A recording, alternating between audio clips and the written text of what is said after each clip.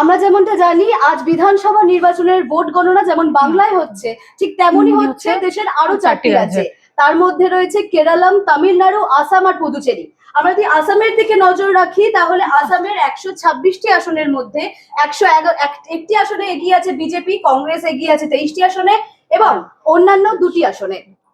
এবার যদি আমরা কেরালার দিকে নজর রাখি, কেরালার 140টি আসন, তার মধ্যে সিপিআইএম পেয়েছে 42টি, কংগ্রেস 96টি আর অন্যান্য 2টি। একদমই। এরপর যদি আমরা তামিলনাড়ু দেখি তাহলে সেখানে দেখবো যে তামিলনাড়ুর 234টা আসনের মধ্যে ডিএমকে 54, এডিএমকে 74, টিভিকে 106 এবং আদার 0। একদম। এরপর যদি আমরা পুদুচেরির দিকে নজর দেখি তাহলে পুদুচেরিতে 30টি আসনের মধ্যে 29টিতে বিজেপি রয়েছে 22টি, কংগ্রেস রয়েছে 6টি এবং আদার্স এখনো 1টি।